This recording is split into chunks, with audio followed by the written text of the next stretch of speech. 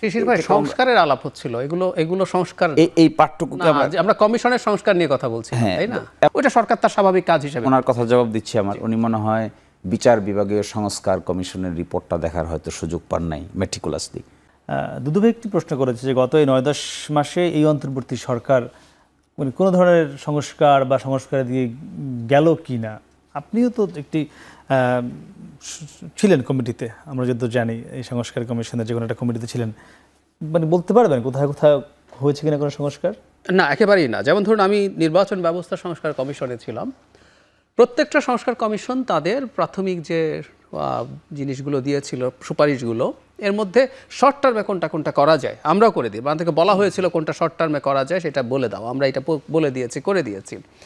প্রাথমিকভাবে যখন আলোচনা হয়েছে বা এই যে সোকল স্প্রেডশিটের আলোচনা শুনি, সেই স্প্রেডশিটে কিন্তু দলগুলো তাদের অবস্থানের কথা জানিয়েছে এবং এর মধ্যে বেশ কিছুতে মেজর পার্টিগুলোর কথা বলছে, সবার কথা ধরবো না এখানে, ঐক্যমত্য হয়েছে। তো তাহলে আপনি ওগুলোর কাজ শুরু করে দেন নাই কেন? আমি আরেকটু ডিটেল বলি। 2 রকম সংস্কার আছে 6টা কমিশনের। একটা হচ্ছে কিছু সংস্কার আপনি আইন, বিধিমালা এবং ম্যানেজমেন্ট পরিবর্তনের মাধ্যমে করতে পারেন, আর কিছু আছে সংবিধান সংশোধন করতে হবে। যেমন সংবিধান সংস্কার কমিশন, এটা পুরোটাই সংবিধান রিলেটেড।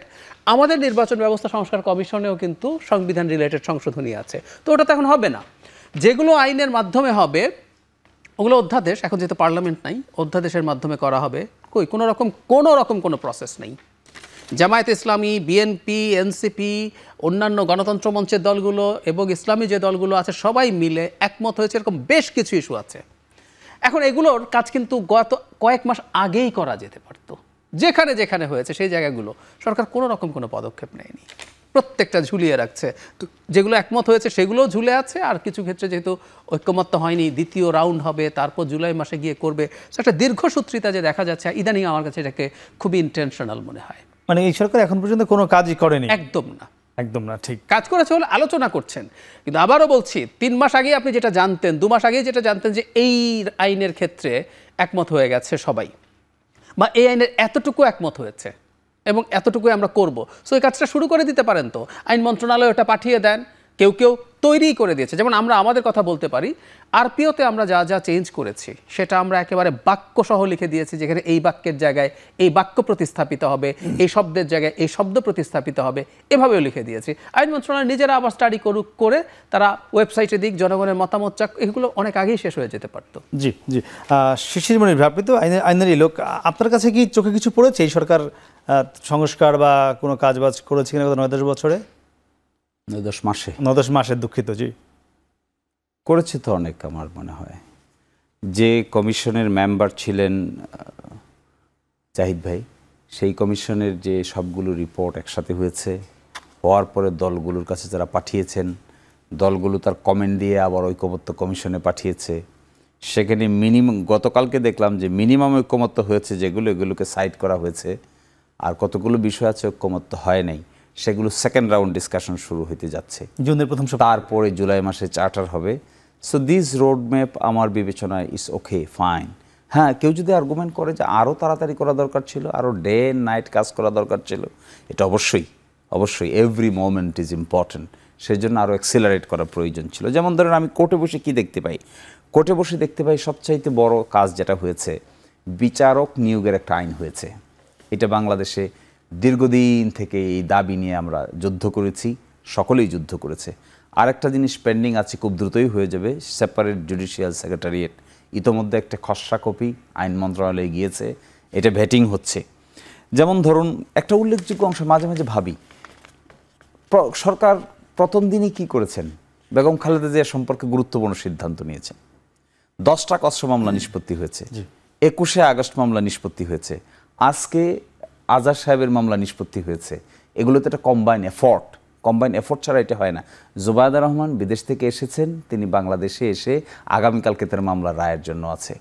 এবং দেখেন, খুবই ইম্পর্টেন্ট ইস্যু এটা, এগুলো ভুলে গেলে চলবে না। তো সাইবার সিকিউরিটি আইন নতুন করে ফর্মুলেট করা হয়েছে। সাইবার সিকিউরিটি আইন বা ডিজিটাল নিরাপত্তা আইন নিয়ে কত আলোচনা হয়েছে এই দেশে, কিন্তু এটাও তো এই সরকার এই সময়ের মধ্যে করেছে। তারপরে দেখেন কি করেছে, সিআরপিসি এবং সিপিসি ফৌজদারি কার্যবিধি এবং দেওয়ানি কার্যবিধিতে ম্যাসিভ পরিবর্তন এনেছে। একটা অর্ডিন্যান্স জারি হয়েছে, আর একটা অর্ডিন্যান্স জারি হওয়ার জন্য অপেক্ষমান আছে, আমাদের কাছে মতামতের জন্য পাঠিয়েছে, আগামীকালকে আমরা মতামত দিয়ে পাঠিয়ে দিব সিআরপিসি। এবং দেখেন দ্রব্যমূল্যের নিয়ন্ত্রণটাকে আমরা কোনোভাবে অস্বীকার করতে পারি না।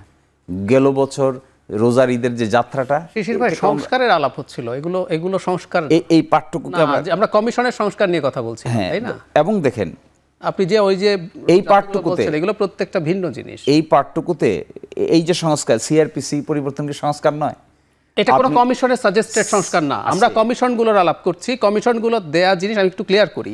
শিশির ভাই বলছেন যে যেগুলোতে ন্যূনতম ঐক্যমত্য হয়েছে এগুলো আলাদা করে রাখা হচ্ছে। আমরা বলছি যেগুলো ঐক্যমত্য হয়েছে এগুলোকে এক্সিকিউট করার কাজ আরো আগেই শুরু করা যেতে পারতো, এটাই বলছি, এটা ফেলে রাখার দরকার ছিল না। আপনি বলছেন 6টি সংস্কার কমিশনের কথা না, আপনি তো সংস্কারের কথা বলছেন, অন্য যেগুলো করছে সিআরপিসি হোক, ডিজিটাল সিকিউরিটি অ্যাক্ট হোক, এগুলো কোনো না কোনো কমিশনের সাজেশনের জিনিস না, ওটা সরকার তার স্বাভাবিক কাজ হিসেবে। ওনার কথা জবাব দিচ্ছি আমার, উনি মনে হয় বিচার বিভাগীয় সংস্কার কমিশনের রিপোর্টটা দেখার হয়তো সুযোগ পান নাই মেটিকুলাসলি।